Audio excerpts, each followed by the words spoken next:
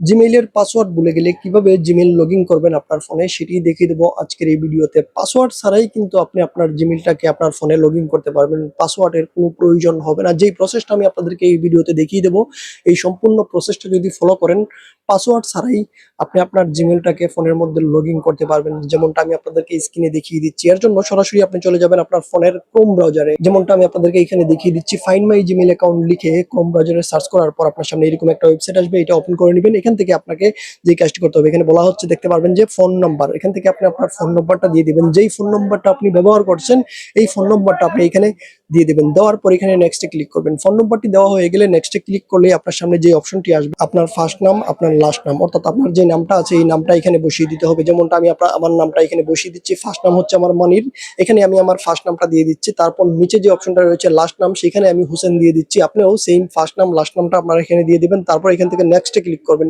নেক্সটে ক্লিক করলে আপনার সামনে নতুন একটা অপশন আসবে, গেট ভেরিফিকেশন কোড। আপনি যে নাম্বারটি দিয়েছেন, আপনার যে নাম্বারটি এখানে দিয়েছেন সেই নাম্বারে একটা কোড আসবে। যেমনটা এখানে দেখতে পারবেন সেন্ডের বাটন রয়েছে।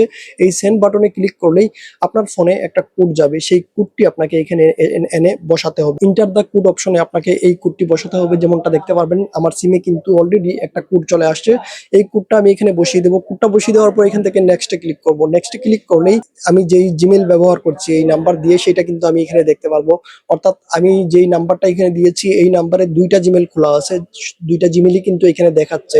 তো যেই জিমেইলটার পাসওয়ার্ড আমি জানি না সেটা হচ্ছে নিচের যে জিমেইলটা আপনারা দেখতে পারবেন, মনির 01723 husain@gmail.com, যেই নিচের যে জিমেইলটা রয়েছে এই জিমেইলটা আমি লগ ইন করবো আমার ফোনে। এটার পাসওয়ার্ড আমি জানি না। তো এর জন্য আমি আবার চলে আসলাম জিমেইল অ্যাপ্লিকেশনে। জিমেইল অ্যাপ্লিকেশন ওপেন করার পর এখান থেকে অ্যাড অ্যানাদার অ্যাকাউন্টে ক্লিক করব। যে জিমেইলের পাসওয়ার্ড আমি জানি না সেই জিমেইলের সম্পূর্ণ ইউজার নামটা আমি এখানে লিখবো। যেমনটা আপনারা দেখতে পাচ্ছেন সম্পূর্ণ ইউজার নাম লেখা হয়ে গেলে নেক্সটে ক্লিক করার সাথে সাথে আমাদেরকে এখানে পাসওয়ার্ডের অপশন আসবে। তো আমি পাসওয়ার্ডের অপশনে স্কিপ করে দিলাম। এই যে দেখুন কোনো পাসওয়ার্ড ছাড়াই কিন্তু আমি এখানে নেক্সটে ক্লিক করে দিলাম। পাসওয়ার্ড ছাড়াই কিন্তু এটা এখানে দেখতে পাবেন দিস টেক ফিউ মুভমেন্ট এটা লেখা আসছে।